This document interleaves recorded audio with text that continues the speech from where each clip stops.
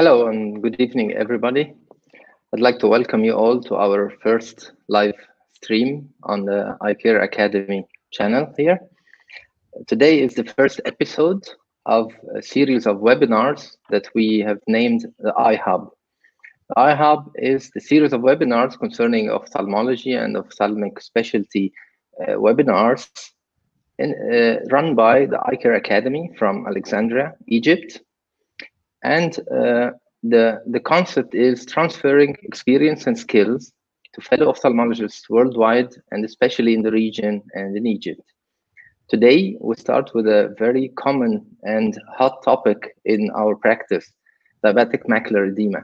And we have chosen to approach it in an international fashion, meaning that we are hosting today fellow ophthalmologists, very distinguished specialists in the field, starting with our friend in Argentina, Dr. Patricio Schlottmann, a dear friend of ours and someone we always cherish to collaborate with, me, myself, and Muhammad Ashraf al-Masri. I'd always like to have him as a friend, collaborator, researcher in the field, and we'd like to learn his practice in Argentina today.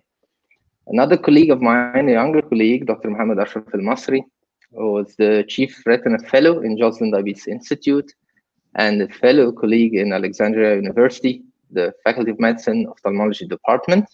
And of course, we have today our guest star of the night, Dr. Sun, Dr. Jennifer Sun from Harvard, Boston. Dr. Sun is the chair of the DRCR this year, and she is a very eminent and distinguished guest in the field of retinal disease, diabetic macular edema management, and other retinal diseases. And we are very delighted to have her tonight and excited to discuss with her how we can practically manage this disease. I'd like to have Dr. Sun introduce us to the concept of the DRCR, the structure, the history, the progress, and the algorithms. Please, Dr. Sun. Thank you so much, Dr. Suka, for that very kind introduction. I'll go ahead and share some slides that I've put together for this talk, which should come up in just a moment. There we go. Hopefully you can see my slides now. So it's really a pleasure and an honor to be here virtually with you today and to work with this distinguished faculty. I just wanted to show my financial disclosures and those of the network. And I'll start actually with a brief description of the DRCR Retina Network. Many of you may know it. It started as the Diabetic Retinopathy Clinical Research Network, which is a mouthful, but it started back in 2002, really as a collaborative network that was dedicated specifically to the multi-center clinical research of diabetic retinopathy and macular edema, as well as other retinal diseases. And so just a very brief timeline, in 2002, the National Institutes of Health in the US distributed a funding announcement to create an infrastructure to accelerate the development and to conduct clinical studies in diabetic retinopathy. And the reason for this was that there was a very widespread recognition that there had not been major developments or improvements in terms of therapy for diabetic eye disease since the advent of laser therapy in the late 1960s, early 1970s. And so laser therapy had served us well for many years, but there was a huge interest in trying to move forward new therapeutic alternatives. The DRCR was created in response to that wish. And for the next 15 years, from 2003 to 2018, the network initiated 30 multi-center studies in diabetic retinopathy, published 93 publications. There were 155 clinical sites that have been active. To date, we have over 300 sites that have enrolled at one time or another in the network. And in 2017, I'm very pleased to say that because of the track record of success in diabetes, we were allowed to expand our scope to all retinal disease. So we'll be beginning studies over the next few years, likely in age-related macular degeneration, likely in radiation retinopathy, and many other retinal diseases. And just to give you a picture of where many of our sites are located, we're scattered throughout, I think, at least 37 of the 50 US states, as well as in several provinces of Canada. And so the DRCR Retina Network, as we're known, is this NIH-sponsored collaborative network of very diverse clinical sites from across North America, dedicated to scientifically rigorous, hopefully impactful clinical research of retinal diseases. Our goal is always to do studies that will have value and impact on what the clinical care is, so that we're really affecting patients' quality of lives, which is what it comes down to. Here are the 22 studies that we've completed to date. And I'm not going to go through them in detail, but I will mention, as I talk briefly in the next 15 minutes about our current care algorithms for diabetic macular edema, 4 of these studies in particular, protocols I, T, U, and V, which are some of our most recent, I think, studies and perhaps some of our most impactful with regard to the treatment of diabetic macular edema. So I thought I'd give you a brief snapshot before we go into a discussion period of very practical aspects of the care as to how our studies have impacted treatment of DME. And I'll go through these major bullet points and show you some of the data behind the thinking in the clinical care today. You know, I think it's no secret to anybody that the first major difference is that anti-VEGFs have clearly been shown to be the most effective therapy for eyes with center-involved diabetic macular edema and visual impairment. And they improve vision over laser and steroid therapy. And yet not all anti-VEGF agents are equal in terms of their effect on vision. And so, you know, this is some older data now from the DRCRNet Protocol I back in 2010, actually. This was the first phase 3 trial that really definitively showed improvements in visual outcomes with anti-VEGF versus other treatments. And so when you look at the 1-year time point, you see that there were 2 treatment arms shown in the orange and the red curves, treated with ranibizumab, intravitreal injections of this anti-VEGF agent. And these eyes gained nearly 3 times as much vision as did the eyes that were treated with laser, shown in purple, or in yellow, treated with triamcinolone or intravitreal steroid. And so this really caused an immediate change in the landscape of care for diabetic macular edema. And of course, there have been many, many other studies that since have echoed these results, showing efficacy of anti-VEGF, including RIDE-RISE, Vivid Vista, and other studies. Protocol I, because it was a long-term study, and that's really important when you're looking at a chronic disease like diabetes, also showed that the visual gains that we saw at 1 year at week 52 were really maintained through a total of 5 years in the study. And so that gave us hope that we can use the anti-VEGF therapy to not just improve vision transiently, but hopefully to keep it good throughout the long term. We followed the study up 5 years later with Protocol T, which then looked at the question of, well, there are several different anti-VEGF agents commercially available. Are there differences? We know there are differences certainly in cost and availability of these agents, but are there differences in efficacy? And so we randomized patients with center-involved DME and vision of 20/32 or worse to aflibercept, bevacizumab, or ranibizumab, followed them for 2 years with very good retention, both at the 1 year and the 2 year visits. And what we found was that the effect of the agents depended very much on the baseline vision of the patients. So on the left, you see the graph of patients who had just mild visual impairment. And in these eyes, started with vision of 20/32 to 20/40, actually all 3 agents worked very well. Aflibercept, bevacizumab, ranibizumab are all excellent for treatment of center-involved DME in these eyes, and the eyes didn't show significant differences in terms of the amount of vision gained. It was a very different story, though, in the eyes that had worse visual impairment at the start, 20/50 or worse vision at baseline. Here, we found that aflibercept outcomes were clearly far superior to both ranibizumab and bevacizumab at 1 year, and continued to be superior to bevacizumab, although not ranibizumab, at 2 years. And so this has set, I think, a new standard of care. For many of us, if a patient has access to aflibercept, we're very happy to give it, particularly if the vision is 20/50 or worse at the beginning. Nonetheless, bevacizumab works very well for many patients. And you can see that here in the slide, the retinal thickness outcomes kind of mirror what we saw in the overall group in terms of visual acuity. We think that perhaps one of the reasons bevacizumab eyes don't gain as much vision is that it's not as good at drying out the retinas. Bevacizumab in blue doesn't show as much improvement in retinal thickening as do ranibizumab or aflibercept in this data. So all three agents are extremely good for diabetic macular edema.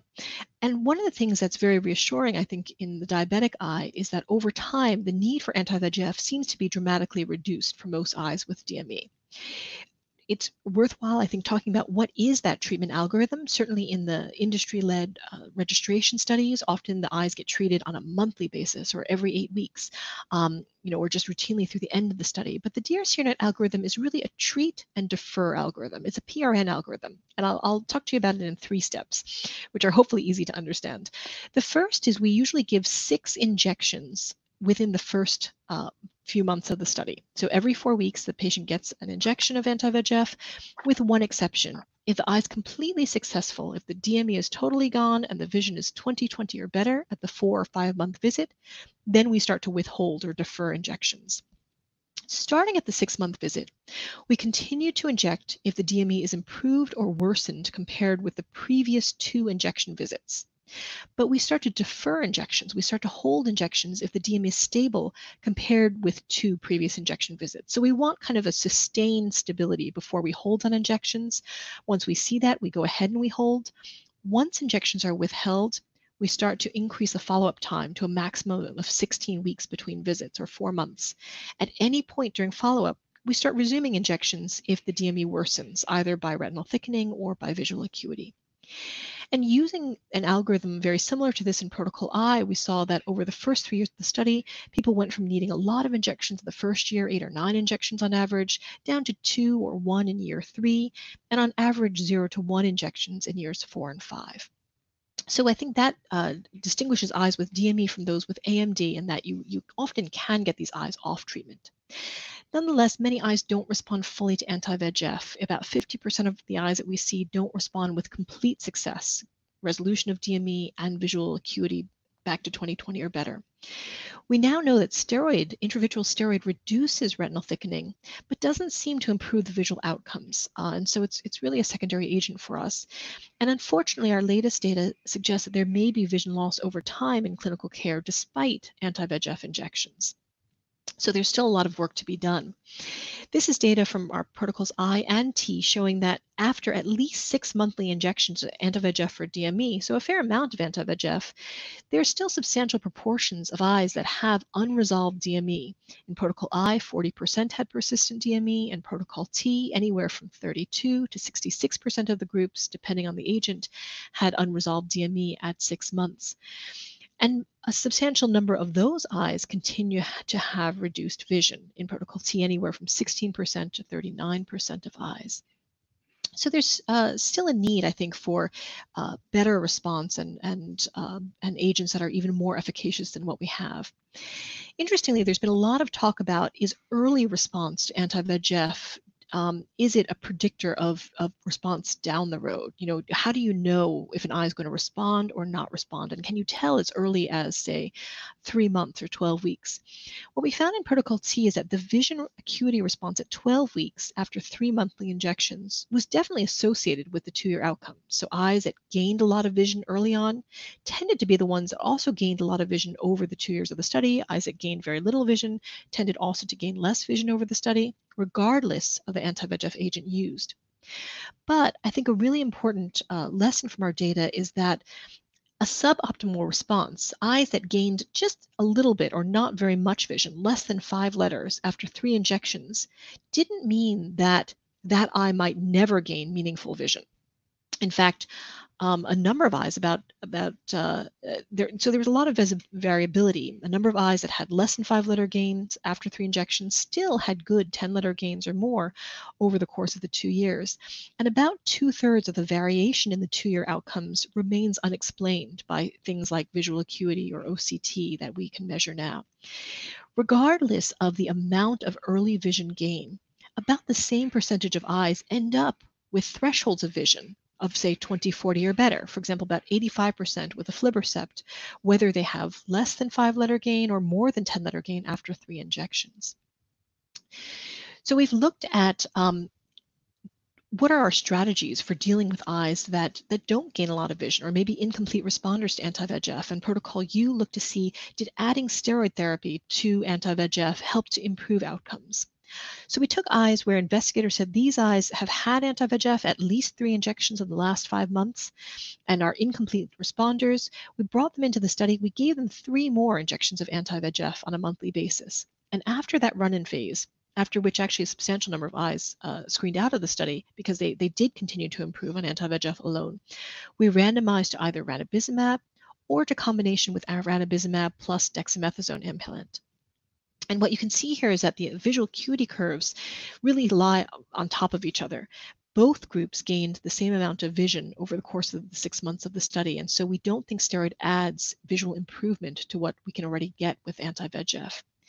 Interestingly, though, steroid did tend to thin out the retinas more. And I think this is why in clinical practice, a lot of times we think that steroid is very successful because we see it drying out the retina and we can see that on the OCTs.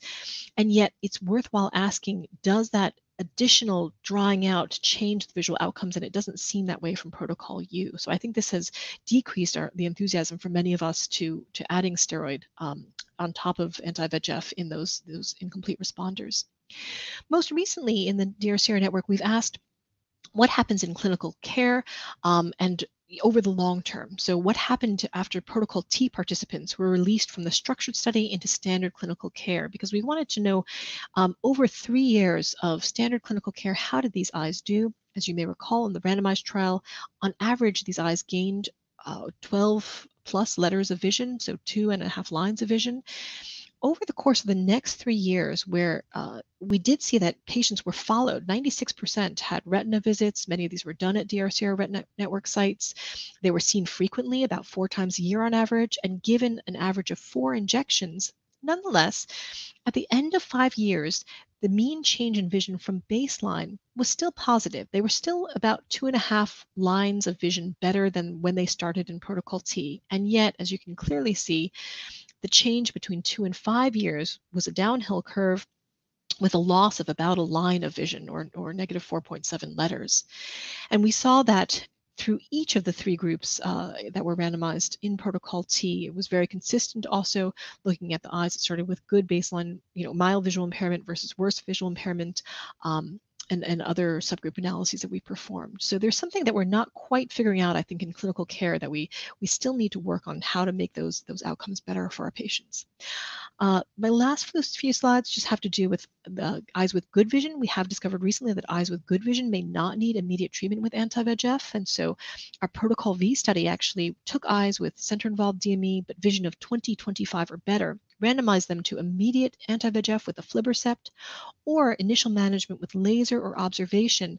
And in these 2 other groups, aflibercept was given if vision worsened at any time point during the follow-up of the study. We followed these eyes for 2 years. And when we looked at the primary outcome time point, which was 5 or more letter loss or line of vision loss at 2 years, we saw no statistical differences between these 3 groups in terms of rates of vision loss. And we also saw no major differences in terms of 10 or more letter vision loss. And the rates of 10 or more letter vision loss were fairly low in each of these 3 groups. When we look at the curves of how these groups did over time, we also saw that at the end of the study, the average vision in each of these 3 groups was 20/20 in all 3 of them. And so these eyes tend to do very, very well. And it seems that a strategy of initial observation, but following these patients closely and giving them aflibercept if they need it for vision drop over time is really a very reasonable strategy.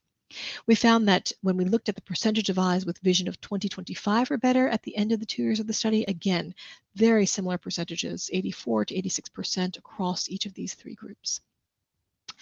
We did see that early on, the aflibercept treated group decreased in OCT thickness a little bit sooner than the other groups. But again, by the end of the study, the average decrease in OCT was similar among all 3 groups, with an average decrease of about 40 to 48 microns. So a quick summary. I think based on these results, we see that anti-VEGF therapy is first-line therapy for most eyes with center-involved DME and vision loss. Steroid and laser these days have roles, but their roles usually as secondary therapies. It is important with patients to plan near monthly treatment with frequent dosing in the first year and tapering thereafter. And considering initial observation for eyes with good vision despite center-involved DME with anti-VEGF as needed for subsequent vision loss is very reasonable. I just want to end by saying that the foundation of treatment for DME, of course, remains really good systemic control of hyperglycemia, hyperlipidemia, and hypertension. So these are important lessons to help the patients understand as well.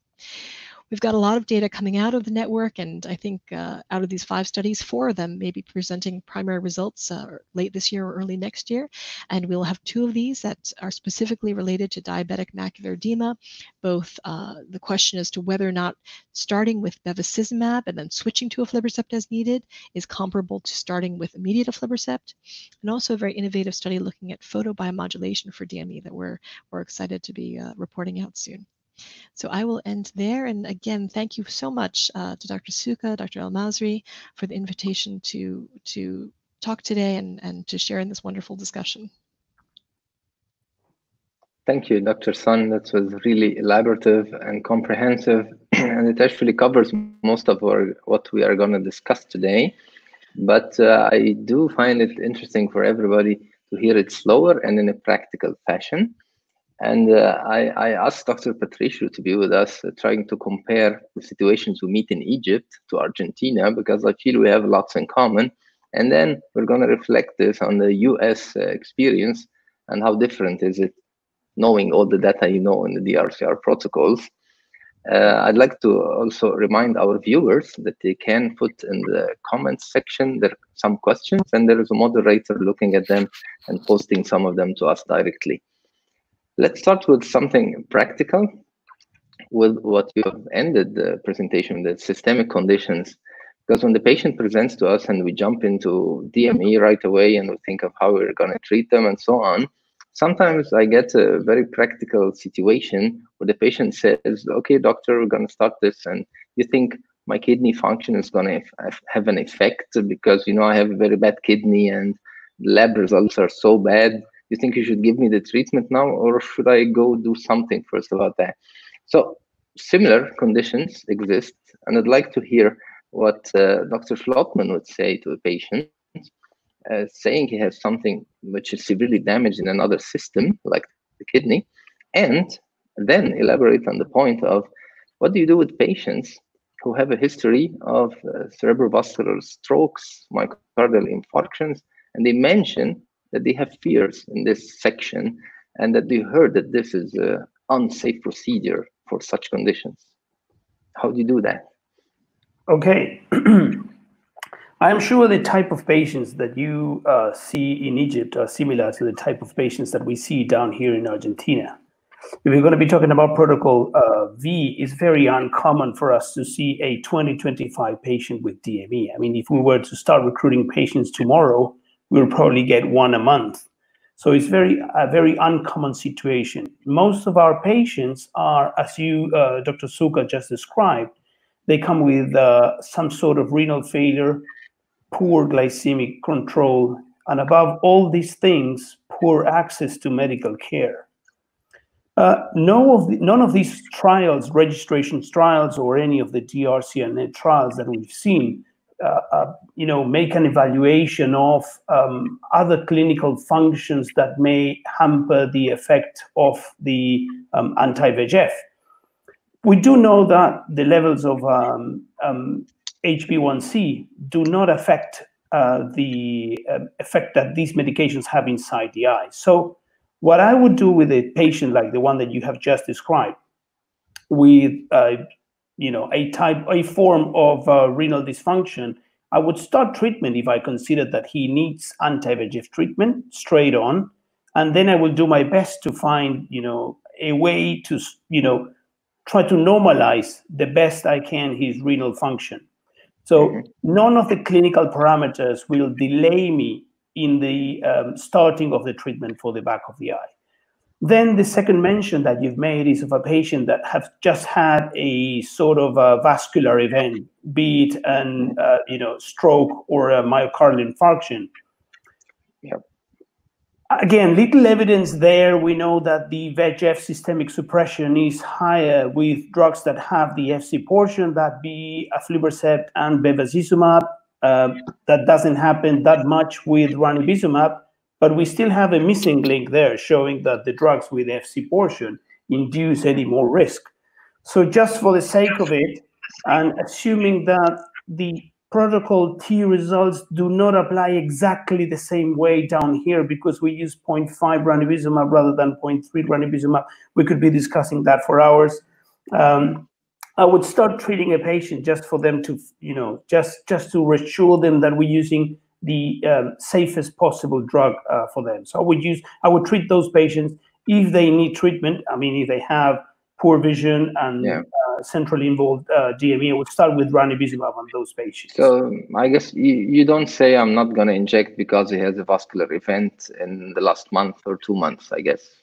No, the treatments. Yeah, I'll go for the treatment after. And Dr. Sun, do you do similar approaches or? Yeah, it always makes me a little nervous treating somebody who's had a recent history of stroke or heart attack because we know that in the literature where people are giving systemic anti-VEGF, we know there are slightly higher rates of these thromboembolic events. I don't think we've ever seen a consistent signal across the ophthalmology studies, and certainly we've looked very, very carefully. So I think if I feel like somebody really needs it for the eye, I go ahead, but I do have that discussion with them so that they're aware, and most importantly, that if they start to have symptoms, that they can get themselves into medical care quickly. I'd like to put this in a practical context. Let's say if I have a patient who's seeing a 0.2 visual acuity, really complaining, not functioning well, reading and stuff like that, I usually go for treatment and explain to him that I don't feel it's unsafe because of your vascular event. But when I do have a patient with a 0.9 visual acuity, actually, and he's saying it's a mild blur, and so I feel we can go for observation a bit longer because, it's a pressure thing that they hear that this might cause a vascular event. So it kind of sways my decision when it's in the gray area. I go for waiting. But in general, I tell them it's safe and I go for it, actually. So Ahmed, if these patients that you're treating with 0.9 visual acuity and some disturbances that had a myocardial infarction 3 months ago, it's a prominent cardiologist that he's very well read, he knows the evidence, and he drops a question to you he drops it back to you telling you, so what is the evidence for you to, preclude my treatment for another 2 months because you fear that I may have a new heart attack? He will leave you against the wall, really, right? Yeah, but you see, the point is, I don't make a decision. I discuss it in a manner that puts observation high on the list and injection low on the list. So when he goes this way and says, but I'd like to treat my eye, I feel that I need it, I'm not reading well, my job is not functioning well. So I tend to tell him, okay, I don't feel there's a problem that we start injection because you're very symptomatic, you're complaining a lot, and then it goes back up on the list. But the first intro of what you say, it's different when you go to them and say, oh, you have really something in your eye and you do have to inject. It's like number 1 on the list. When they have a stroke or something like that, you tend to put it like number 2 or number 3 and then wait for the response and feel the patient, what he really feels about it, how much he's concerned about this issue. And then I change my priorities with him in a discussion and so on. Good. And I think that's very important in terms of the art of medicine and being responsive to individual patient characteristics and personalities, because patients differ so much, and as Dr. Shelton pointed out, my patient population at Joslin, which tends to be a very well-educated, very compliant population with good control, in these patients, I'm much more comfortable waiting and observing perhaps than if I see somebody who is really out of control and where I think the vision is at very high risk soon. Yeah, I have a nice question. Just a quick question. Would a patient like this, for example, with a history of stroke, would you maybe consider steroids? Yeah, that was the question. So that I think that's a great question. I saw that I think Dr. Masri just said that through text as well. Would we prefer to inject steroids in these patients with, and I think that's a case where yes, that's a patient where I might move to using steroids or macular laser as my first line therapy. I also think about it in patients that are pregnant because I would not consider giving anti-VEGF in those patients. So I think those kinds of things are good places to think about alternatives. Well, I personally don't really like going for steroids, but it's a very good option in this condition. But I still, try to feel the patient, try to push him more into the regular anti-VEGF area when I feel that he's really somebody who's going to really trouble me with this issue.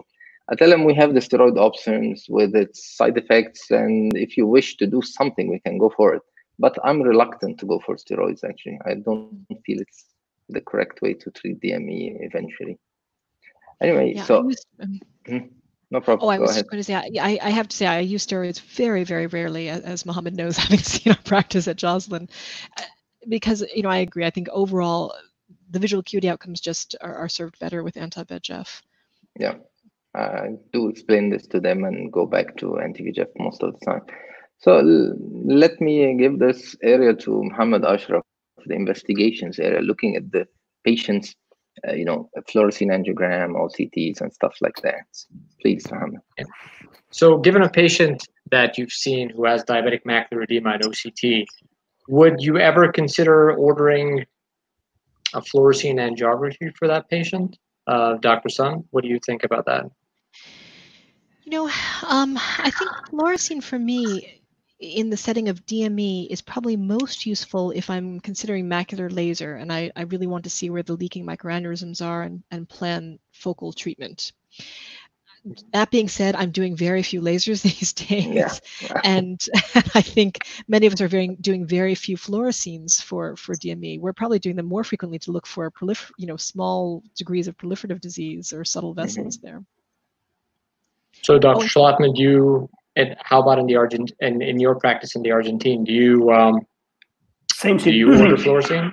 Same situation. I mean, at the most, I would do an OCTA maybe if it's available, and that will give me an idea of a foveal avascular zone enlargement, which most of the time that shows that is a patient that will take time to gain vision, and those are the patients that tend to do the worst. Some sub-analysis from the right and right study found that the enlargement of the foveal avascular zone is a risk factor for being a patient that moves from NPDR to PDR. So OCTA would be preferred to look at the macular area. As just been said by Dr. Sun, I don't use laser much at all. So really only for the trial patients, those that need to get into a trial, that's only the case where we do fluoresceins these days. Okay, so thank you for bringing up the OCTA. It's a very hot topic, and everybody's talking about it. So I'm interested to hear the opinions of Dr. Suka and Dr. Sun. Do you use or order OCTA in your practice? For Dr. me, Suka? Yeah. Nah, actually none whatsoever right now, at least. And I think Dr. Schlotman doesn't order that much OCTA, but we're gonna get back to him on this. But the problem is I'm treating patients for trying, to do as little as possible for the maximum benefit. And in our practices, they pay a bit more to get an OCTA. So I tend to ask for something when I get something out of it to change my protocol or my decision. So even if the patient has some ischemia, a bit of a lower prognosis expected, still the benefit from my regimen, anti-VEGF injections, is good and high and related to the presence of the edema. And until I get a clear sign from OCTA saying I shouldn't do this or I should do that, I don't order a regular OCTA. I'm waiting for some evidence that leads me in my management protocol somewhere. So I don't do it. I don't ask for it, actually. I fully agree. I think when I order OCTs in my patients, it generally tends to be for research purposes, not clinical purposes, because I don't think we have a clear clinical indication for it yet. When I use it in the clinic, it may be because I want to show a patient that, it's always very impressive to the patients when they can look at the vessels and you can say, here are the areas that, where there's vessel dropout, to help motivate them really to improve the systemic control or come back in for their next visit. But aside from perhaps identifying again areas of neovascularization, or areas of non-perfusion that are of interest, it's not going to change my management really. Right. So actually, one of the questions from the live comments was, if you had a patient with confirmed macular ischemia and macular edema, would you consider injecting such a patient, or do you think that there might be minimal improvement in their vision? Dr. Schlotman? Well, I was part of a sub-analysis that was done for the Right and Right study, and we've seen that these patients, they tend to gain vision, but these are mostly delayed gainers, okay? They have risk factors for being patients that keep progressing into PDR despite of the anti-VEGF injections, some of them, but they do gain vision. So yes, I do inject patients where I see enlarged foveal avascular zone, which means some sort of ischemia affecting the macula. I give it a go. Yes. I think it's worthwhile. You know, frankly, we don't really have other good options for these patients right now. There are agents that are in trials that folks are looking at for macular ischemia, but we don't really have anything that's clinically approved. Okay. Yeah, I think in this situation, I meet a lot patient coming to me and telling me that people in my region told him that we're not going to inject because you have ischemia and you're not going to benefit. And he feels, why don't I treat my edema?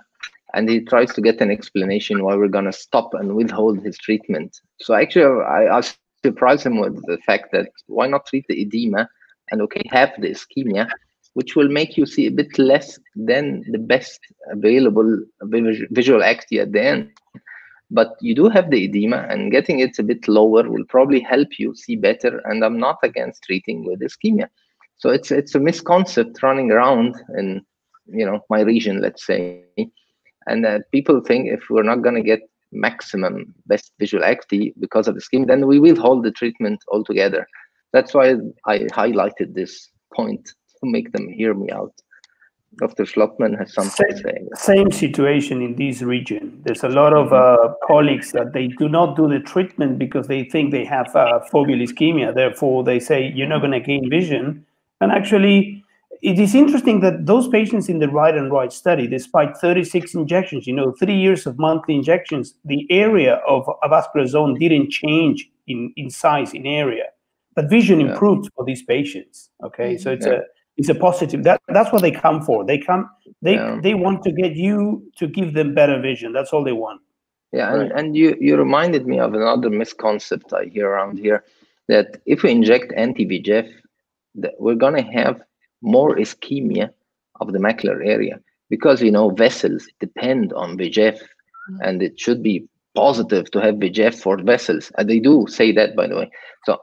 And I'm like stunned. What are you saying, guys? I mean, it's going to be the same. If it's going to increase, it's going to increase because of the diabetes, not because of the anti-VEGF. We're not going to go to zero VEGF levels. And even if it goes to zero, it's not going to block your vessels.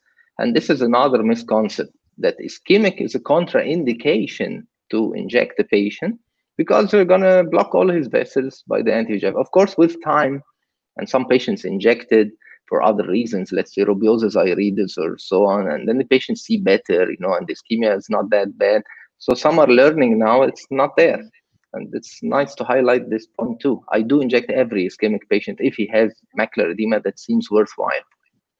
Well, I think one of the things that we've learned certainly is that there's a huge difference between the abnormal vessels of diabetes and proliferative disease and even age-related macular degeneration and the normal retinal vasculature and their response to anti-VEGF. So absolutely, I think, anti-VEGF has been remarkably safe, I think, in terms of perfusion or not having adverse effects on the perfusion of the retina. Yeah, sure. So moving next to, just the OCT, are there any particular signs on the OCT that that you consider to be that may, you may look at it and you say that patient might not be responding that well? For example, there's a common misconception in Egypt that subretinal fluid tends to be a bad prognostic sign. So my question to you is, Dr. Sun, do you rely on prognostic factors on OCT to determine your treatment plan? Do you discuss these findings with the patient, and how does it change your treatment management? So it's interesting. Unfortunately, we don't have good validated markers that can help us fully predict visual acuity in an individual patient from the OCT. Even retinal thickness, which we all use, or I think most of us use in our treatment algorithms, has a positive but a weak correlation with visual acuity outcomes. And so you can see eyes, just to put this in clinical context, you can see eyes with a ton of thickening, 700 microns of edema with excellent vision, 2016, 2012.5 vision. You can also see eyes with very little edema and very poor vision. At Joslin, we've been interested in this biomarker of disorganization of the retinal inner layers, because we really actually started looking to see, well, if retinal thickness is not the thing that best predicts vision, is there something that we can identify that helps us better predict vision from the OCT? And so we actually took groups of eyes that had these paradoxical relationships, good vision, a lot of swelling, poor vision, not very much swelling, and compared them to groups that had the expected relationships, good vision, not much swelling, poor vision, lots of swelling. And we did a whole host of OCT analyses, including subretinal fluid, intraretinal fluid, presence of the ellipsoid zone, all these things. And what we found was that when there's an inability to segment some of those inner retinal layers, actually that tends to be a marker of worse vision, both at that time and also down the road. And this drill, this inability to segment the layers, can also reverse. And when that happens, the visual acuity tends to get better.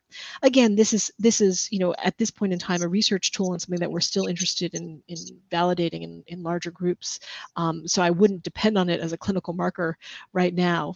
So I think right now we're really dependent on the thickness measurements we can get off the OCT and our general impression as clinicians as to whether the morphology is getting better or worse. Mm-hmm. So Dr. Schlottman, how about you? And if you have a patient coming in with, subretinal fluid or large intraretinal cysts, does that play into your treatment decision? It's the situation of the misconception of the subretinal fluid. It's common here as well. There are several papers, though, some coming from Italy, where they found that they consider this to be a completely different condition, macular edema with or without subretinal fluid. That's not my point of view. I think, I haven't seen any of these patients responding differently. The two things that I look when I look at the OCT of a patient with macular edema is not thickness, it's actually drill and the presence of the ellipsoid layer. I mean, if I have any of these two things, if I don't have an ellipsoid layer showing integrity of the photoreceptors, it means the retina could be as good as a new retina, but vision is not going to pick up because, the main thing needed for vision in these cases is photoreceptors, and if they're gone, they're gone. Sometimes with thick retinas, that is difficult to see, particularly the quality of the OCT is not very good because of lens opacity or anything like that. And then drill, I think it's a great, I think it's the strongest biomarker that we may have for managing any of these patients. So yes, I do look for changes in the inner retina.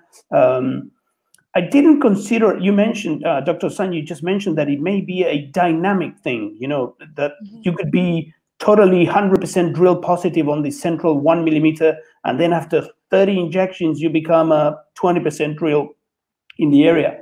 I haven't seen that in my clinical practice yet, okay? But, what is significant in a clinical trial sometimes is invisible to the clinical practice. Mm-hmm. So, Dr. Suka, this question is for you about traction.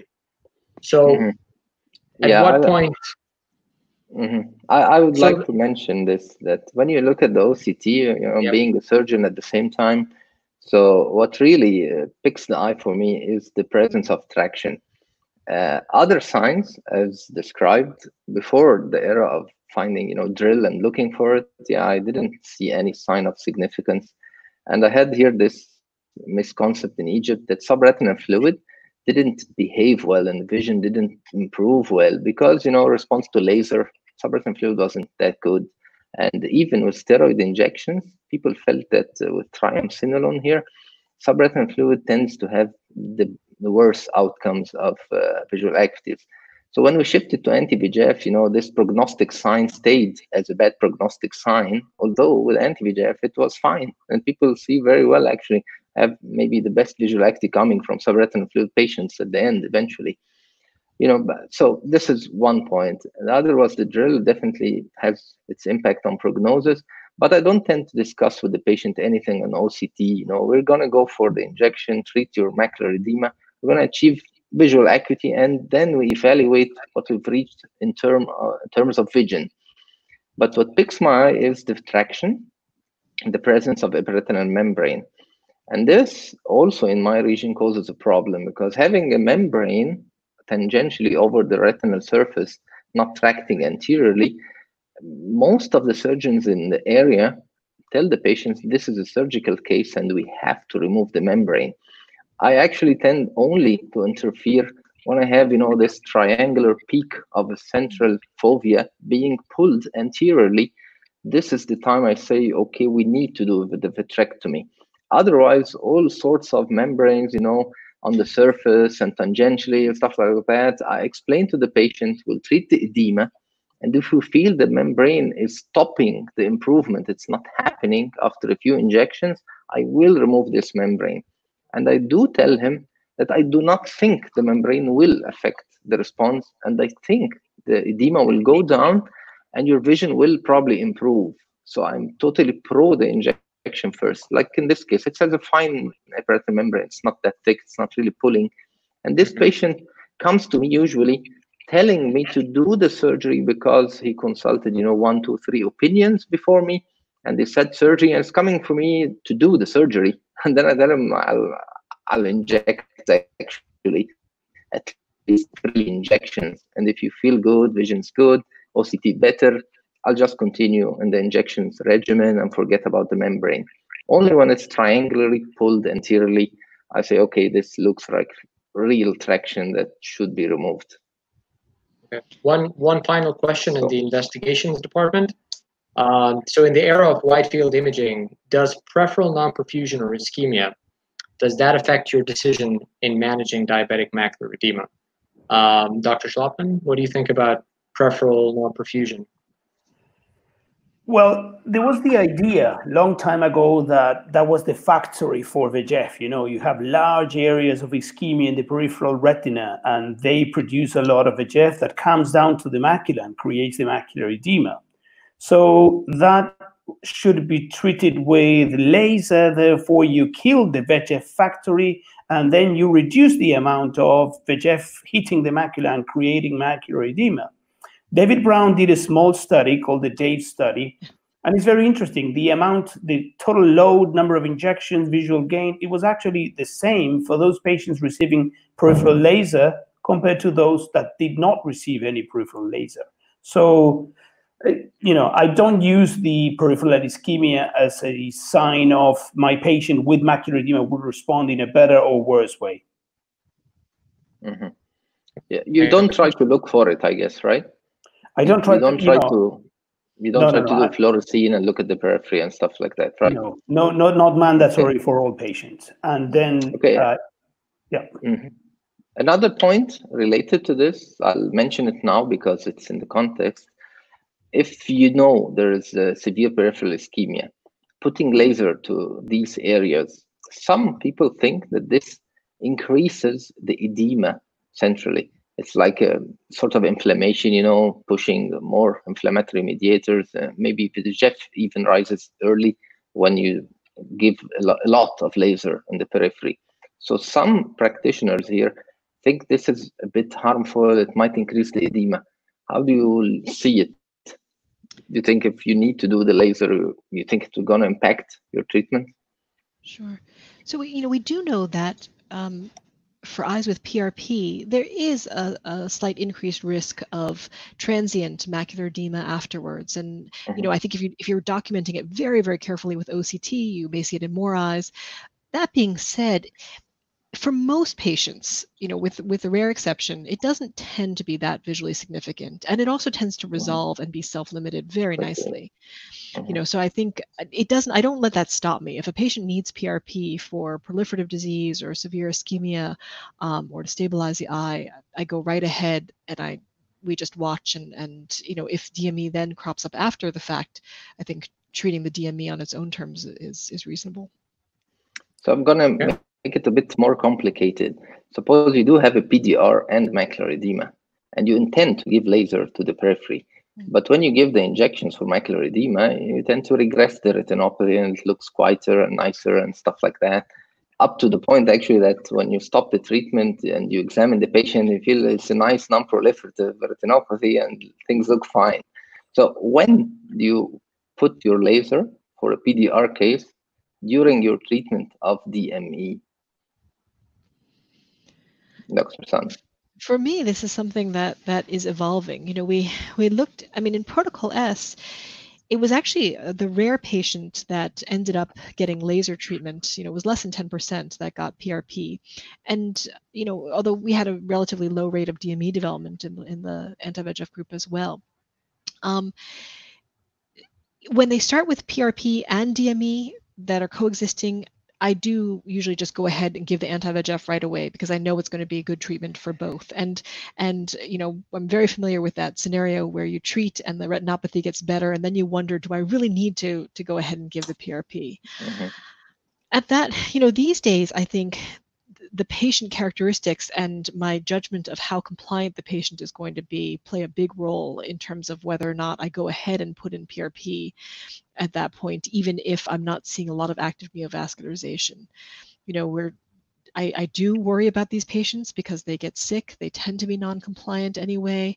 I worry that if they drop out of sight for, you know, 6 months or a year or more, that they're going to have recurrence of their proliferative disease, and I won't be able to get treatment in then.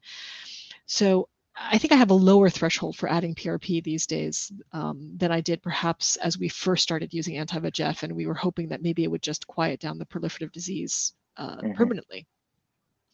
Okay, I'd like to ask Dr. Schlottman first before saying what I do in such a situation. When do you put your PRP in DME with PDR? I'm doing it later and later these days. You know, it's more and more injections only for those patients that I know that are going to be extremely poorly compliant. Okay.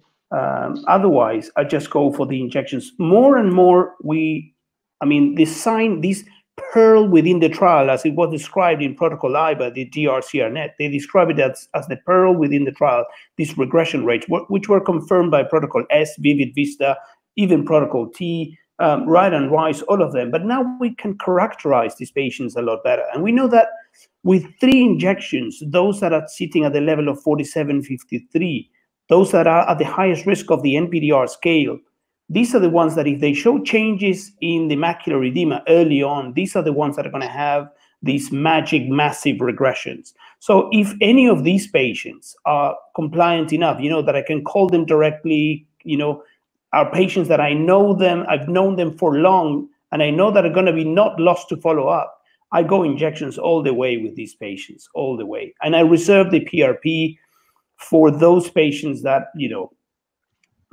I'm sure, I'm not convinced that they're going to be coming back for the next few visits or they have poor coverage or anything like that. Okay, I tend to have a bit of a difference due to a regional thing, but I do agree it's evolving, as Dr. San mentioned, and it's a bit changing. And as you mentioned, it depends on the patient, but as a default, I tell them early on, you have a PDR. When we finish our DME treatment, we should have laser in the periphery to control your PDR and prevent the future problems. So keep it in mind that once we finish, it will look good, but I intend to do the laser. And then along the journey, I tend to, you know, see this patient a bit often, how compliant he is, how, you know, he talks with me, he discusses things, he wants to know more, he's very compliant, very interested in the issue. And then if I see somebody who's compliant, very good patient, he, you know, is going to stay with us for years, I explain that we can, due to this regression of retinopathy, wait for this PRP, but you have to have your visits at the timely, you know, dates that we mentioned. And if you keep them, then we can withhold the laser for now. And if you think you cannot keep them, we're going to do the laser now. But this is in the range of 20% of my practice. 80%, I tend to do my laser and, you know, let him live in peace without the PDR problems, because also it looks nice after the injections, but when they, you know, lose follow-up for 6 months or so, it seems like a surge of PDR. pops up, new vessels larger than expected, sometimes even rubeosis iridis, and it's neovascular glaucoma. This surge, not very common, but the surprise of having it, it's like a bus that hit me sudden. So I tend to do that, put the PRP at the end. Yeah. You wanted to add something? I'm just dropping a question because we call these regression of diabetic retinopathy, okay? We know that diabetic retinopathy is a grading that we do based on color fundus photographs.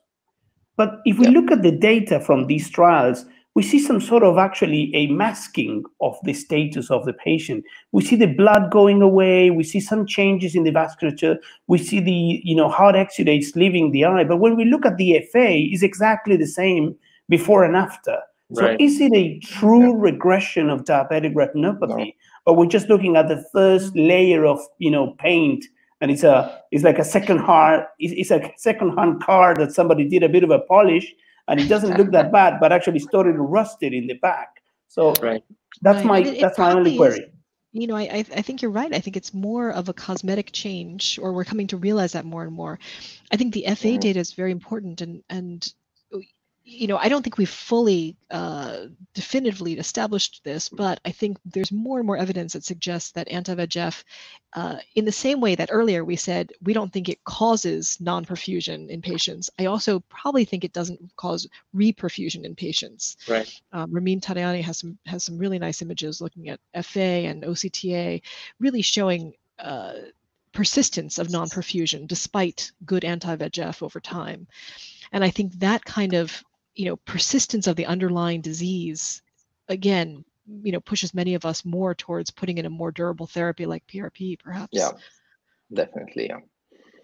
Okay, I would like to go for what. Can I just add one last point? Please. Because several people have mentioned it in the comments, and so there's this conception about an inflammatory biomarker for DME. Some people think hyperreflective spots indicate an inflammatory, subtype of DME, and this particular patient needs steroids.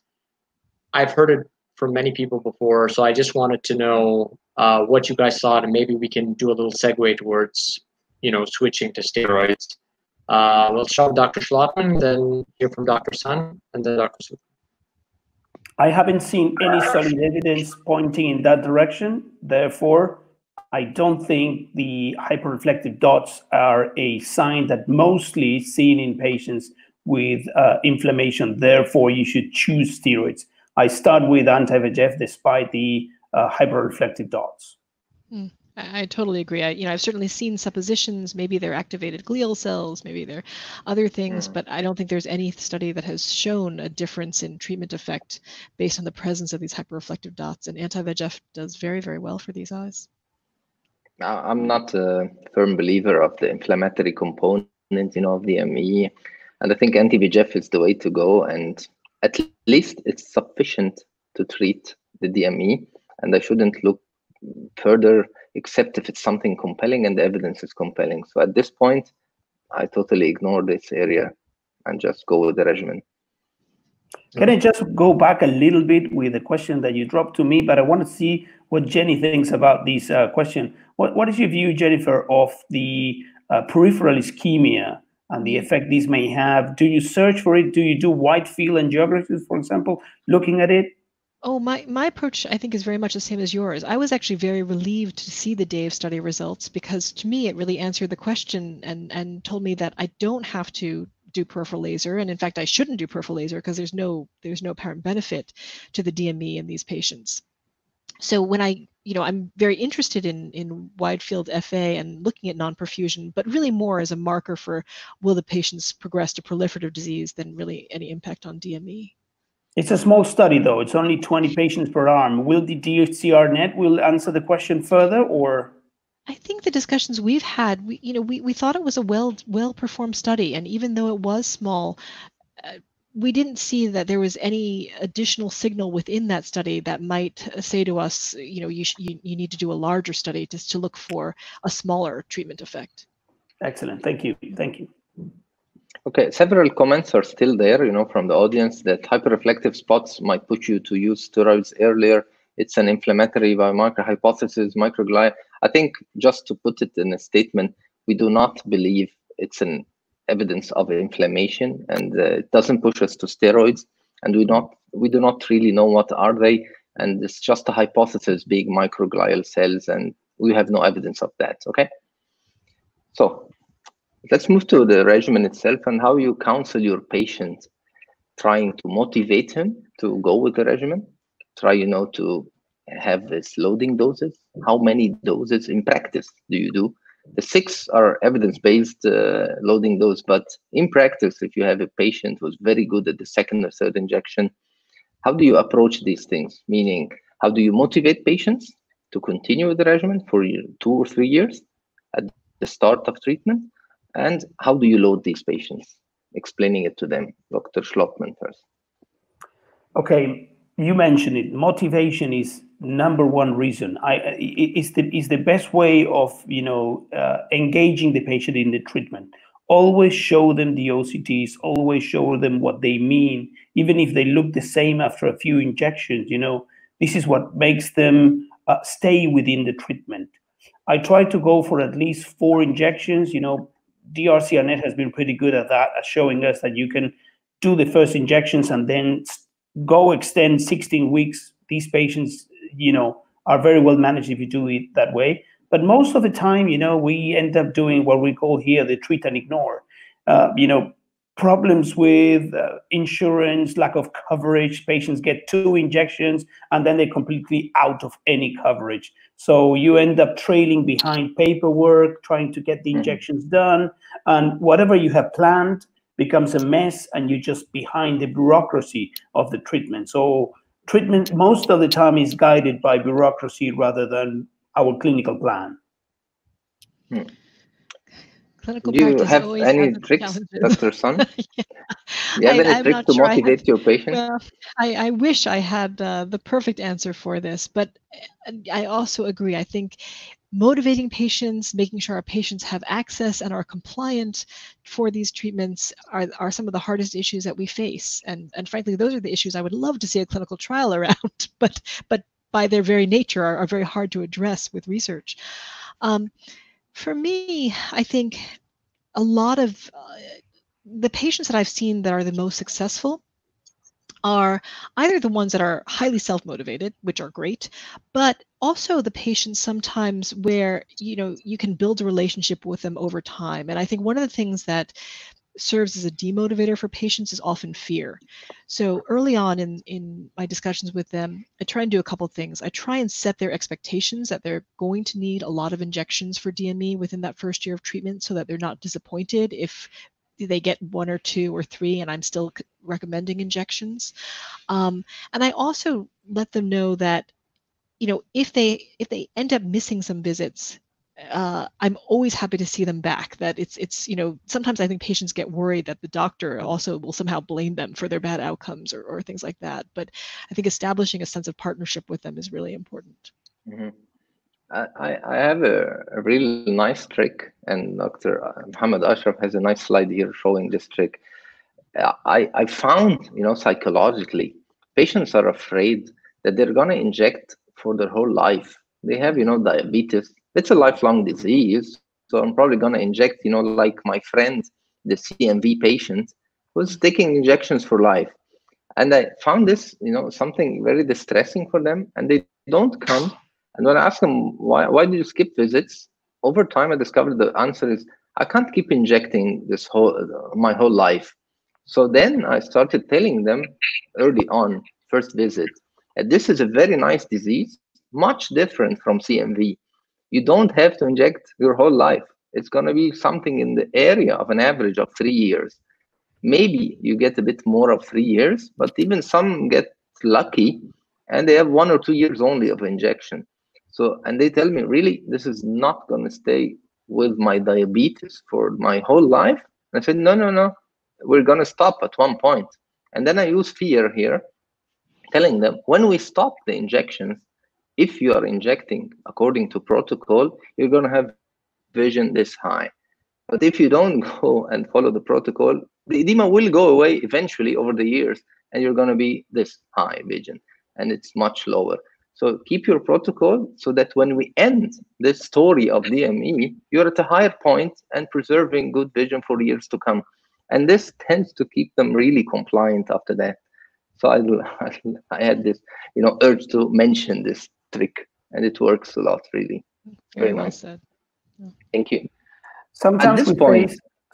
Sorry, one little thing. Sometimes we face something that relates to those patients gaining a lot of vision, and I've seen many of them that you start treating them, they jump from 20/80 to 20/20 vision after 3 injections. They have massive regression, and they start eating whatever sweets they have available. Some of them even they come with a kind of Coke in their hands in the waiting area, and it's difficult to tell them that your eye is fine, but the rest of your body, brain, heart, kidney, are exactly the same as before. Actually, the circulation within the eye is still affected.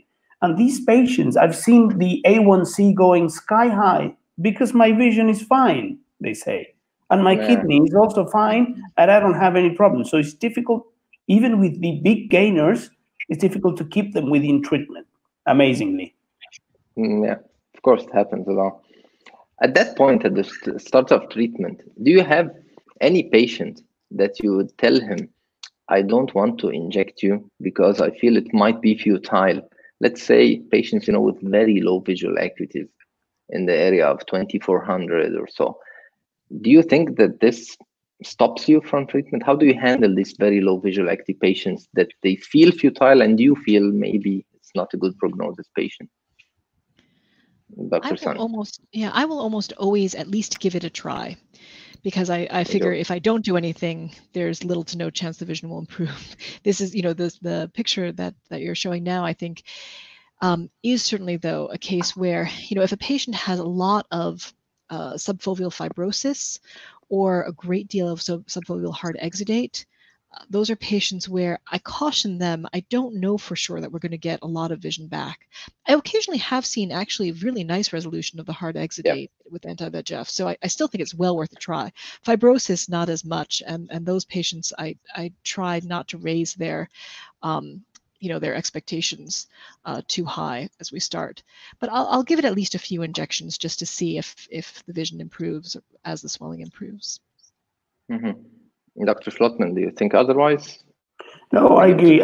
I think everybody deserves the chance of having at least 3 injections and see how the retina behaves. It's these patients come really disappointed. They've been at several other visits. We try to make it the most cost effective for them. Giving them the most affordable treatment that we can. So we see what happens. That means doing the 3 injections and not repeating any imaging until the end of that. So if we see any changes and the patient feel more comfortable, then we can carry on and do more injections. Yeah, I'm in total agreement, and I do tell them we should give it a try, even if the central blur and scotoma or something gets a bit smaller, you see a bit better, function a bit better in life. You should give it the try before you stop and say, I'm not doing this anymore. And I go for 3 injections as a trial to see if there is a difference and so on. And we evaluate together, me and the patient, after the 3 injections, if we're going to go on with this or not. So it's I will say pretty that much the patients with lots of hard exudates, those patients I definitely talk to about trying to make sure that their cholesterol, their lipid levels are well managed. Occasionally I get a patient in whose primary care doc or endocrinologist has been trying to get them on a statin or some other cholesterol lowering agent, and who's just been reluctant to start another medication. And so sometimes having the push from the ophthalmologist also can really help with that. Mm-hmm. Yeah, sometimes you see dramatic changes with that. Just put the statin, and in 3-6 months, a lot of the hard exudates resolve or start resolving. Mm-hmm. Okay, we'd like to go further on into the protocol and see how do you monitor your patient and progress. I mean, the issue of being a visual active based, regimen or OCT based regimen, because it's pretty much here in my country OCT based. Although, of course, myself, I go for vision. So how do you manage that in, let's say, in the States, Dr. Sun? How do you go?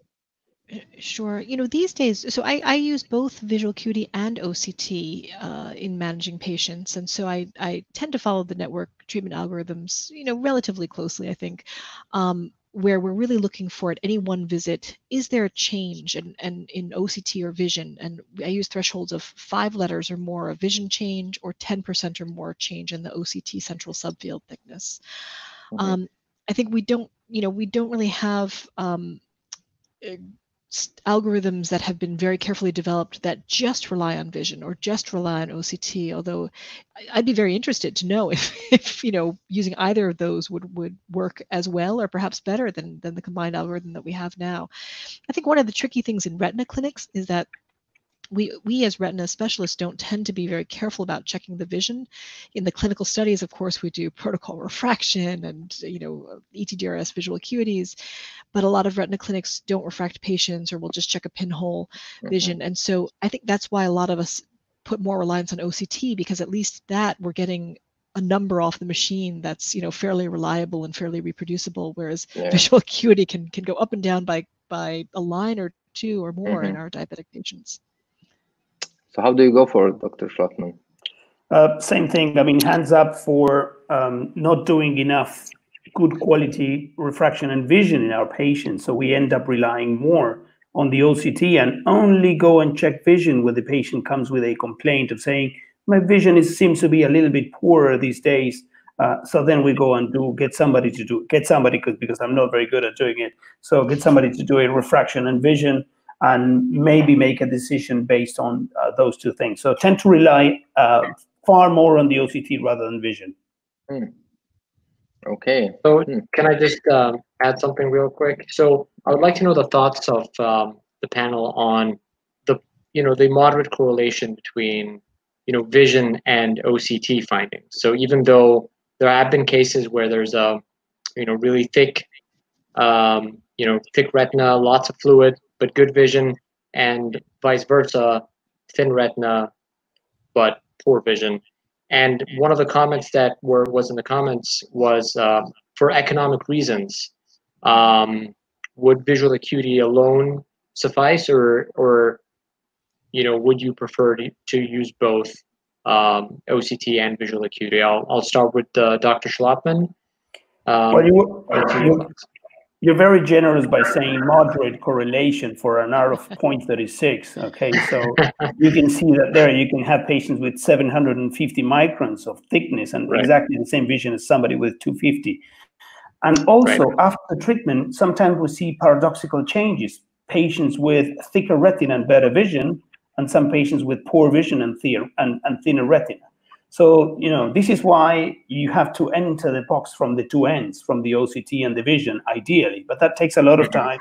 And if you have a busy clinic, that's difficult to do. So you end up relying more of what you're planning to modify, which is the injection will modify the retina, and the retina will affect vision.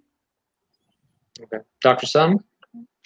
I agree very much with those comments. I think we really struggle with this. We struggle with the fact that we don't have good ways to reproducibly and kind of non-invasively look at anatomy in a way that's really going to predict vision very precisely. And we also struggle with the fact that our visual measurements are also not totally precise.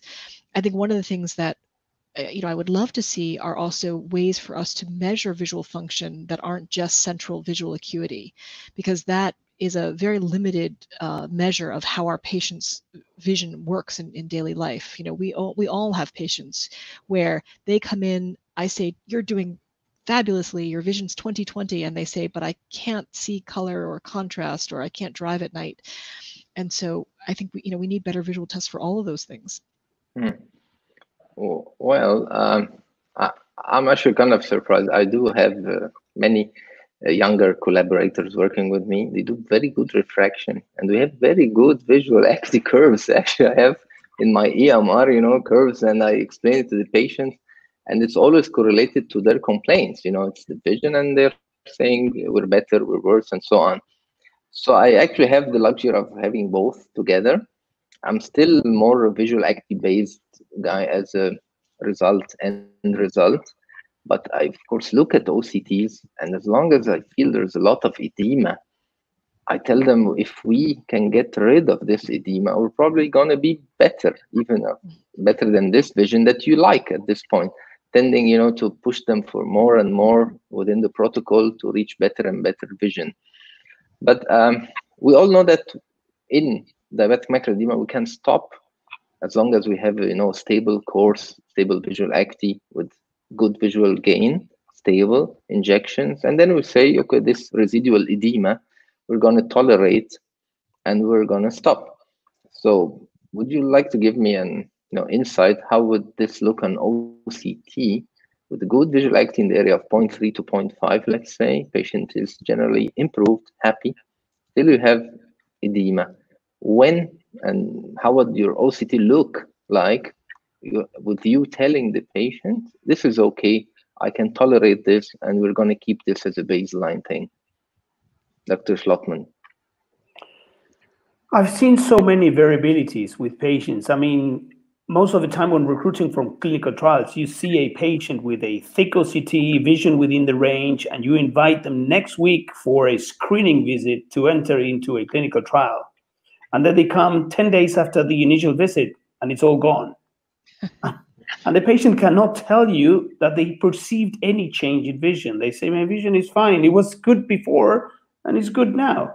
And you see changes in OCT going from 350, 400, which is a patient that you would say most certainly this patient will benefit from treatment.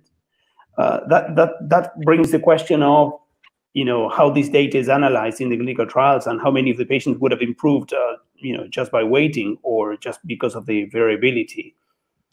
So coming back to the original point is, I have this problem of not having a lot of good quality visual acuity and refraction for my clinical patients. So I end up relying more of activity of the OCT really. Having a dramatic change most of the time. If the patient is happy to come back for let's say I've done the last injection 3-4 months ago, and I can see a little bit of fluid within the macula, central involved macular edema. I say, let's see what happens in 15 days, because I don't know how you were 15 days ago. You have the macular edema now. And if it persists and you don't pick up any changes in your vision, well, then that means we may do another injection. Otherwise, we just wait. Okay. This actually brings me here to a practical point. How often do you bring the patient back for OCT after you say, we are stable, we're good, and we're just going to follow you? So when is your next OCT, and how frequent do you do it over this year? So I gradually tend to increase my follow-up periods. I'm assuming that I've been pretty much following a patient monthly before we stopped the anti-VEGF. Once we start to stop the anti-VEGF, I'll see them back in a month at first, recheck vision and OCT. If we're still holding off on injections, they're still stable, I'll see them in 2 months. If at that visit we're still holding off, I'll then see them in 4 months. And then I tend to keep them at a 4-month visit schedule, for the next few visits, and then gradually lengthen those out. With vision and OCT every visit, every 4 months. We do OCTs every visit, right? I do, because I like to get a general sense of the trend of how the patient's doing, both from a vision and from an anatomic standpoint. Okay. A real tough question is coming up. Starting your treatment, do you have a drug of choice? And to put it in context, in my context, let's say, would you prefer choosing the drug or maintaining your protocol? So this is a tough one. Dr. Sun? Oh, that's interesting. Let's see. So for me, I tend to be guided by protocol T results. So for our patients with worse baseline vision and DME, I will generally try and use aflibercept if it's available as a first-line drug.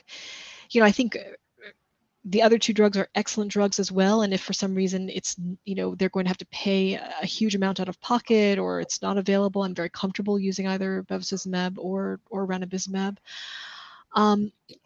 again, my patient population at Joslin tends to, have good sort of insurance coverage and access to the drugs. And so we tend to use a lot of aflibercept because of that. I think if I had to choose between choosing the drug and or choosing access, I would rather get the anti-VEGF into the eye and work with any of these three drugs than defer. So if for some reason I only had bevacizumab on hand that day, I would much rather give the injection of bevacizumab and get the patient anti-VEGF than skip the injection. Dr. Schlottman, you have a choice? I don't have a choice because of the system, how it works here. I don't think the evidence of Protocol T applies for those of us that live outside of the US, because Protocol, ranibizumab 0.5 was not tested. And we can see from the right and right some differences. Again, we can be discussing that for ages. I can see heads moving around. Sure. So, yeah. So the price is the same and the access is the same. So I wouldn't choose any of the two drugs. I mean, whatever the system, the insurance they have, they may have cut a price with one or the other. So whatever it comes, I can do. I'm happy to treat patients with those. And of course, I'd rather have the anti-VEGF inside the eye. I'd rather get the injection than choose the eye. So the problem with us is that we don't have access to the same quality of bevacizumab that you may have in the US. For example, in the US, they have the United States Pharmacopoeia that allows for certain companies to split the vials and give them to you with a sort of a label or a guarantee where it comes from. So getting repackaged bevacizumab down here in Argentina is like you don't know exactly where is it coming from. And if you use it and something goes wrong, then, and unlike you guys in Egypt, we don't have access to aflibercept. You have access to aflibercept as well. So you can use both bevacizumab and aflibercept. Yeah, we do actually, and we have access to all sorts of drugs, even the ones that you've never heard of. Right? So a good message here, I want to say that sticking to protocol, putting an anti-VEGF agent in the eye at the correct timing is definitely superior to choosing between drugs, for me at least, and I think you agree with me. Next would be the availability, and as you mentioned, the only thing I'd like to highlight in Egypt and the region, the source of the drug or the quality as regards safety, having the thing not infected, sterile enough, and so on. And that's why actually in my practice, when I use drugs that are prepared, in some sort of mini doses for patients and stuff like that, we do it in a very sterile condition. And I inject all my patients in the operation room because it's not expensive in Egypt to let the patient in, have an injection, and go out of OR. It doesn't add much to the cost like elsewhere, like in the States, for example. So that's why I wanted to mention the point that sterility, good system, good doses, that you're sure it's safe, then the drug is no big deal. But if you're unsure, better go for safe drugs anyway. Let me ask, Dr. Serpa, when you're using compounded drugs for bilateral injections, do you use different lot numbers in the two eyes? Is that something that you consider? Unfortunately, I do not do bilateral injections. It's a rule of thumb for me. I mean, I don't find the heart to do it. I feel it's a lot of risk. My patients, when I tell them you have to come back even tomorrow or after tomorrow to take the second eye, I insist on this point. My facility, whether the university or even in private practice, both facilities insist on this point.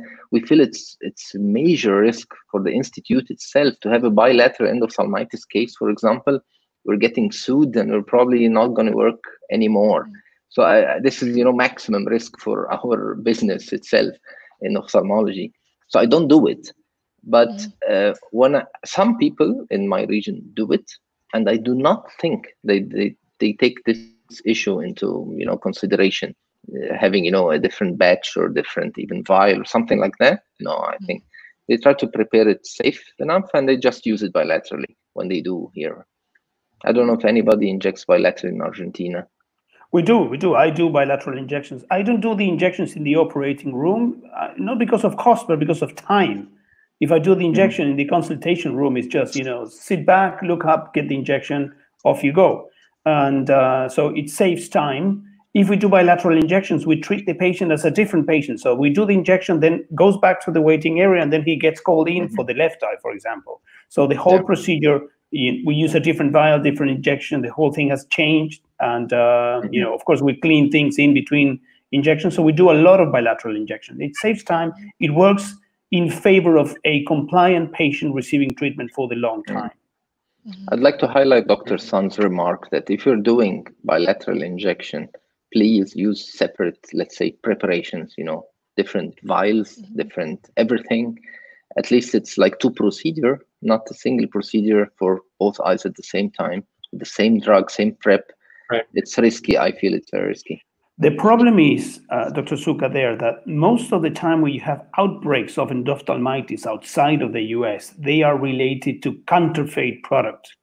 Yep, it's not sure. related to the way you did the splitting or the way, and when you buy, let's say, 4 bottles of whatever drug that you're going to be splitting, highly likely they come from the same source. So one vial, you can use one vial and then use another vial, and both of them come from the same counterfeit origin, which is actually non-active drug, non-sterile drug. Wow. Right. These are funny things outside of the US, right? No, it's you know, I mean, these are important things to be aware of. You know, certainly even within the U.S., we've had issues with outbreaks. You know, well-documented outbreaks of endophthalmitis with bevacizumab, and I think that's what's made many of us very aware, because many of us will do bilateral injections, but you know, I will tend to insist that we have different lot numbers when we do that. Yeah, to highlight this issue, you know, we had outbreaks of infections due to prepared, you know, different doses from the same vial and so on. Then we insisted on few points. You get the drug from a, you know, reliable source, you know, a pharmaceutical company, well imported drug. You're sure of the how you're getting the vial itself, keeping it within the OR, preparing these mini doses within the OR with your things only, nothing from outside. You know, giving, you know, high frequency of patients makes you, you know, finish this file within a day or two, maybe 3 days, it's done. You don't keep it for a long time and so on. It's a difficulty, of course, in other facilities where they have like 10 patients only, then it's a major problem for them. They tend to keep it more, you know, and that then you have outbreaks. So if anybody can, you know, copy us for having turnovers, reliable sources and stuff like that, it's safe enough. We didn't have a problem for years now. And Dr. Suka, what would be the differences in cost and efficacy of using bevacizumab and zivaflurocept? You guys have a lot of experience on that, so yeah. That's a real problematic question, but the difference in efficacy, zivaflurocept is in the area of aflibercept, and bevacizumab is in the area of bevacizumab. Okay. So it's the exact difference actually between both types. Cost-wise? Right. Cost-wise, same price. Same price. Bevacizumab and zivaflurocept, same price. Excellent. So I just wanted to highlight something really small about what Dr. Suka mentioned, just because people outside of Egypt might not know this. So the person who prepares the bevacizumab in Egypt or in Alexandria and in eye care is usually an MD. Usually somebody who goes in fully scrubbed in, wearing sterile gloves, mask, the whole shebang. He gets the bevacizumab vial and he prepares all the injections all at one time, and they all get sterilized and packed as individual injections. And then a sample is sent out. The first and last are sent out for microbiology. And pending the results of microbiology, the entire batch is not used. And there's an expiration date. This is not, we don't use it indefinitely. There's an expiration date by which, you know, if the expiration date is crossed, we don't use it. That's already too much inside data, please. No. What I'm just saying is, I'm just highlighting that it's not your typical, because I know that some people, they have the vial and they just draw up the bevacizumab, inject one patient, another patient comes in, they put the needle in, they draw it, they inject the other patient. So it's not like that. It's more of a controlled sort of controlled way of preparation. Sure. And that's the kind of approach that we'll tend to see with sort of in-house pharmacies, in the US Exactly. or compounding pharmacies where we're comfortable with their sterile procedures. Mm-hmm. Yep. So another issue I face here in Egypt, the definition of a responsive patient, in contrast to a recurrent patient. And there is a mix-up around here. People tend to inject, they have a good outcome, 4 or 5 injections, patients happy, they stop. And then after 2 or 3 months, I'm confronted with the question, from a fellow doctor. And they say, oh, the drug doesn't work. The patient has edema again. It's like, I don't get it. Yeah, that's normal. And they say, I think we should inject another drug. Maybe this time you don't have the recurrence. So there is a big mix-up around here. And they use even the word, patient's not responding. He got the edema again. So I want you to elaborate on this point and show the difference between a non-responsive patient, a responsive but recurrent patient, and how is that a good response initially means this drug I stick to. It's the one that gave us a good result to start with. So it's my drug forever now. It's good. So how would you like to describe it, in some science and evidence, Dr. Sun? Well, I think that is a very important distinction. And the natural history of DME is that it does tend to recur at some point when you're off treatment. I think their studies have shown that even though there are recurrences, typically once you start treating again, the patients will often need fewer doses over a shorter period of time than they needed in the first round of doses. And I think that's important to let the patients know, because sometimes they get discouraged too when they have recurrent DME and they worry, oh no, I'm going to have another year of 9 injections, 10 injections. But a lot of times you can get away with fewer the second time. And over time, I think we start to see the eye quiet down, where there's less risk of recurrence the longer out they go. But I absolutely would not be discouraged by your first recurrence or your second recurrence or down the road. I think an eye, to me, that's truly non-responsive, or actually I like to use the term incompletely responsive, because most eyes will respond at least a little bit to anti-VEGF if you give it long enough and enough. So to me, an eye that really is incompletely responsive is an eye that still has persistent DME and vision loss from that DME, even after maybe 6 to 9 injections given on a monthly basis. Mm-hmm. Upon recurrence, how many injections would you give again? Let's say patient is stable for 2 or 3 months, and then drop in vision, increased OCT thickness, and you start injections. Do you tell the patient to inject like 2 times expected, 3, 4, 5? And how do you put the earlier response into your consideration? How many injections you used initially to get to this good result? For me, I think it's for the eyes tend to respond similarly the second time around, and so I always look back to see how many injections did I need the first time, and I kind of set the expectation with the patient. Maybe we'll need around this many, maybe a few fewer, but I don't give them a set number, because to me I treat them sort of depending on how the vision is trending and the OCT is trending, and I use the same kind of reasoning that I do the first time around.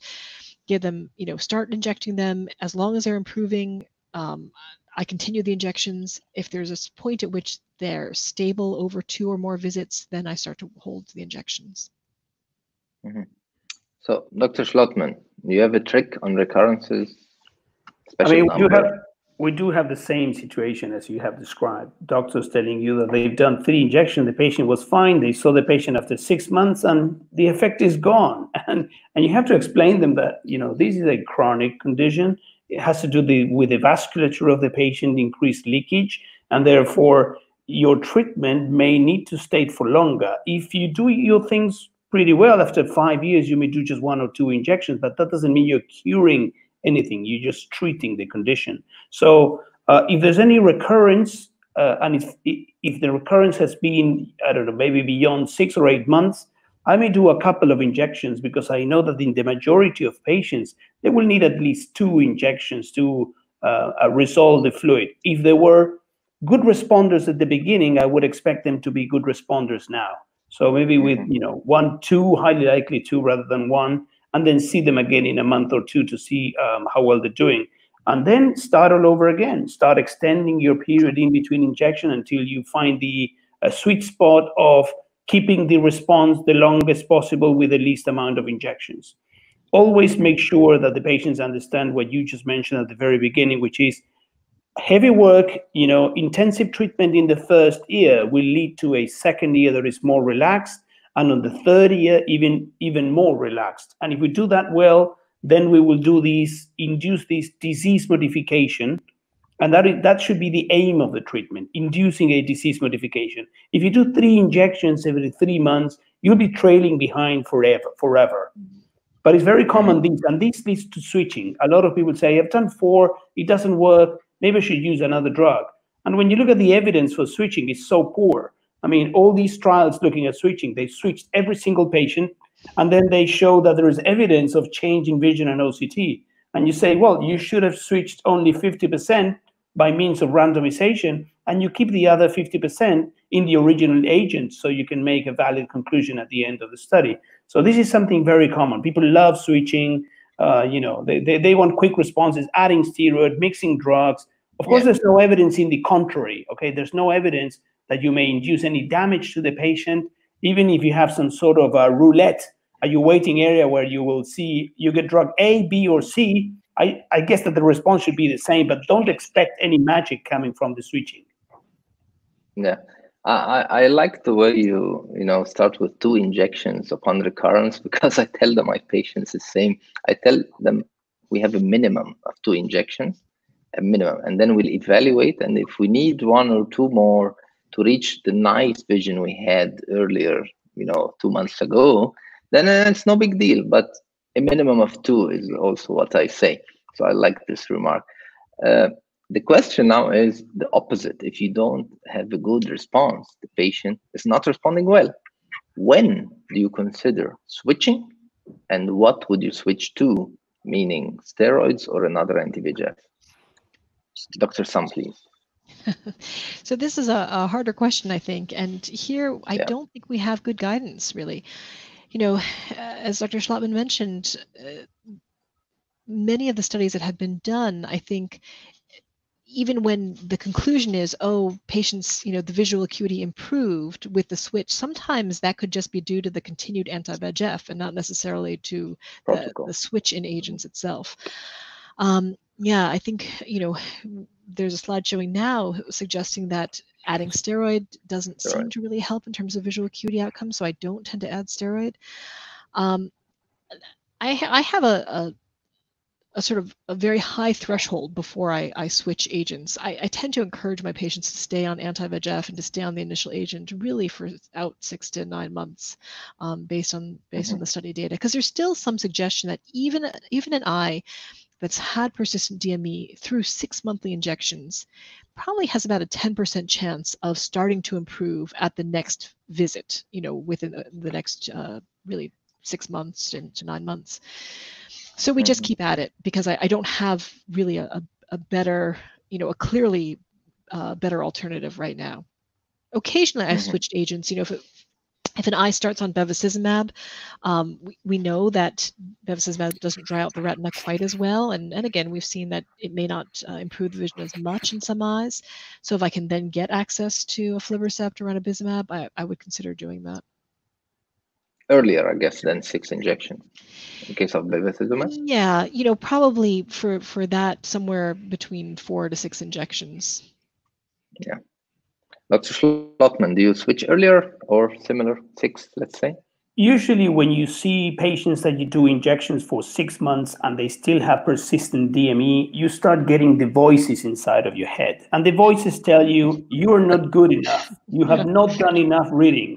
And then you're presented with 3 options. One tells you you should switch drug, but we have no evidence for that. Maybe if you've started with bevacizumab, then you do have evidence to say, maybe I should start with something else. DRCRnet will come with a better answer in the future with a trial looking at that. How many bevacizumabs before you think of that? I don't know, maybe 6, 3, 6? No, 6, Okay. 6 would be the bare minimum for any injection, then the Okay. voices will tell you that you should continue the treatment. And continue the treatment has, some solid responses. If you look at Protocol I, they found 40% of the patients with persistent DME.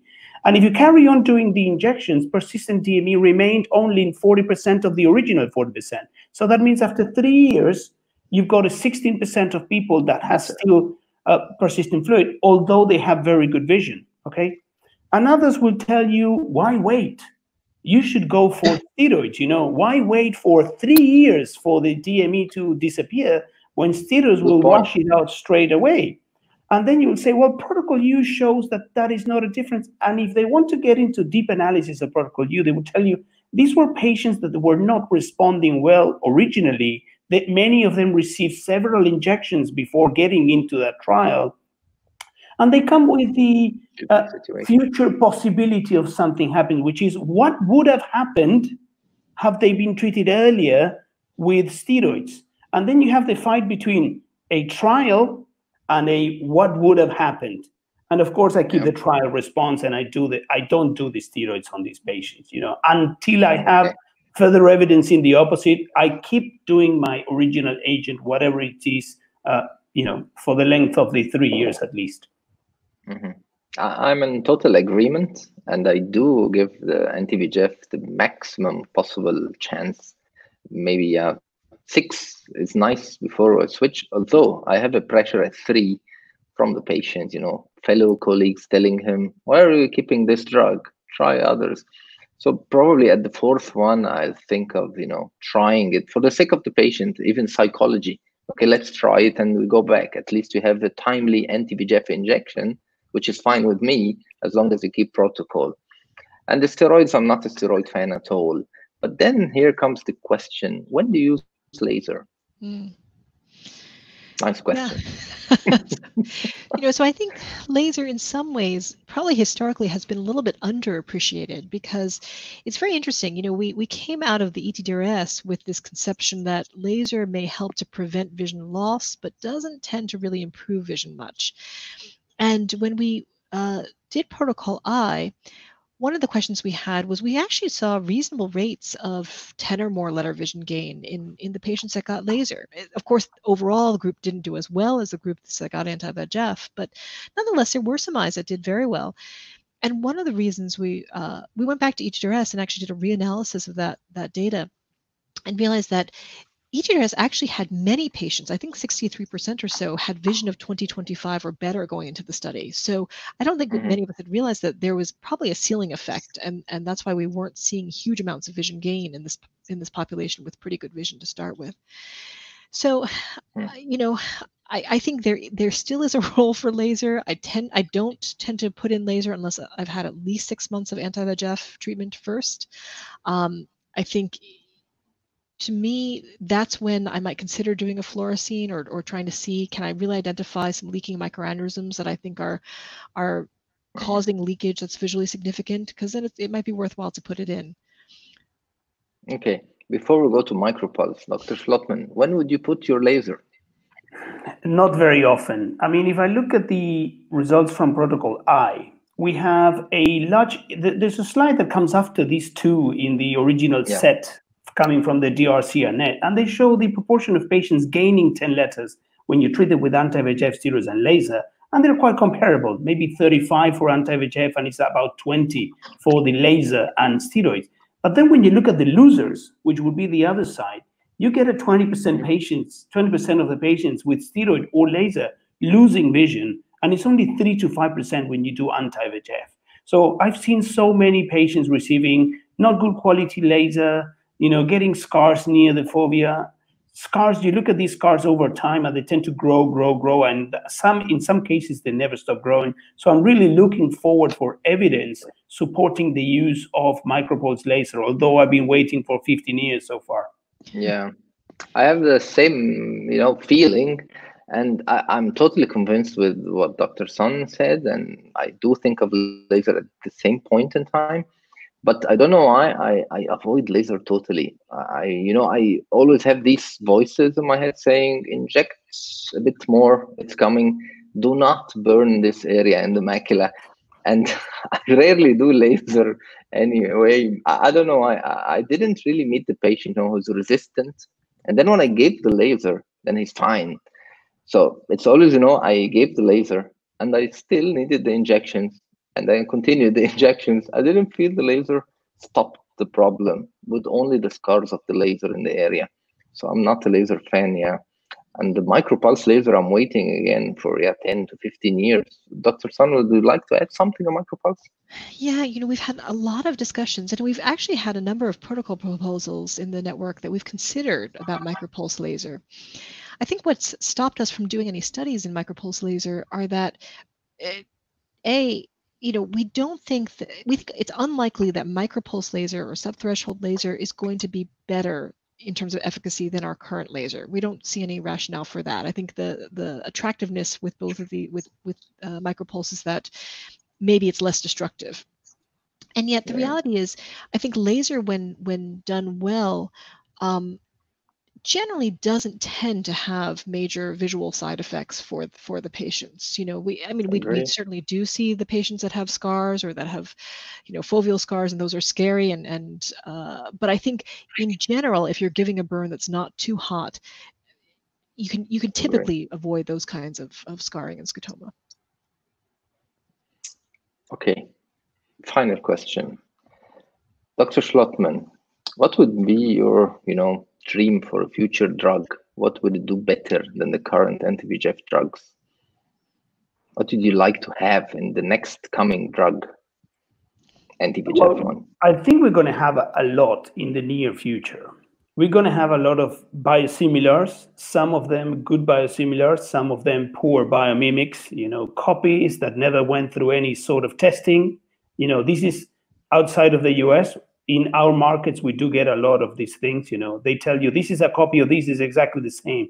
And you ask, do you have any papers for this? Oh, no, it's all secret. It's a copy that is secret.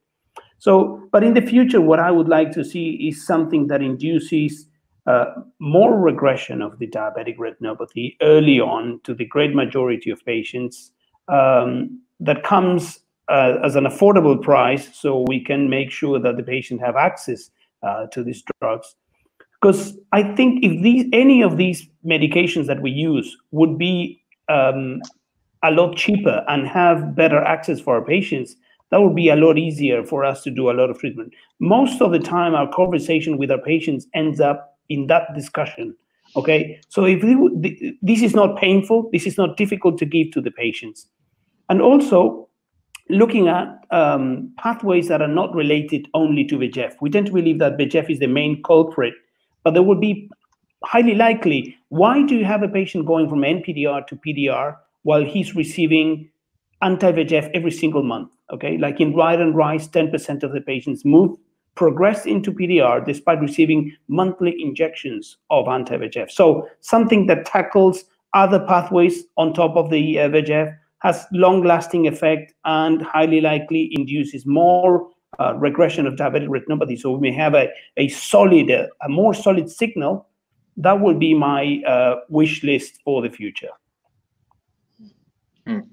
And another final question for Dr. Sun. The future expected from the DRCR, future studies, future ideas. How would you, put new ideas into research? What do you expect to have? No, it's an exciting time out there because, we've been so fortunate to be part of this massive change in the landscape of care for our patients with diabetes, with so much better outcomes now than I think we could give 20 years ago or more. So that's our challenge, is to continue to make that progress forward. I think in terms of research areas, the things that are going to be exciting coming up are going to be, certainly we have a whole host of potential new agents that are out there, as Dr. Schlottman mentioned. I think looking not at anti-VEGF or VEGF-independent pathways is really important. Looking at alternative dosing is also really important. Possible delivery of treatments that are not that don't rely on intravitreal or invasive injections. Port delivery system, I think gives us the potential for more durable therapy. In the network, we're going to be doing a very large-scale study looking at phenofibrate. and its effect on retinopathy. We have some good data from the Accord and field studies that suggest that fenofibrate, an oral drug that's been used for triglycerides and lipid management, may have good effects on preventing worsening of early stage retinopathy. And I think as we get better and better at treating the late stage complications, we need to move our therapies earlier into prevention. And we need to start to address kind of the global epidemic of diabetes and retinopathy that we expect over the next few decades with approaches into telemedicine and artificial intelligence. Those will be exciting areas, I think, for development that may really impact the care of patients with diabetes. I really cannot express how excited we were all through this discussion. We really loved it. It was a very nice time with you discussing these issues. And I really hope we can do this once more for more and more detailed, discussions, more into DME. Always a pleasure to have you with us. And also a very dear friend, Dr. Schlotman, is really nice to have in our discussions. Always has his, nice little comments in there. I really loved it, and it was a real pleasure. Thank you all. It was one of the best, definitely. Oh, thank you. Thank you so much. This was really wonderful. Thank you. Thank you. It was great fun. Great fun. And I hope that this starts a nice series of webinars. Thank you, Mohammed Ashraf, for the coordination and communication. Real pleasure, and hope to see you again soon. Bye-bye, everyone. Thank you so much. See you. Thank you. Bye, everybody.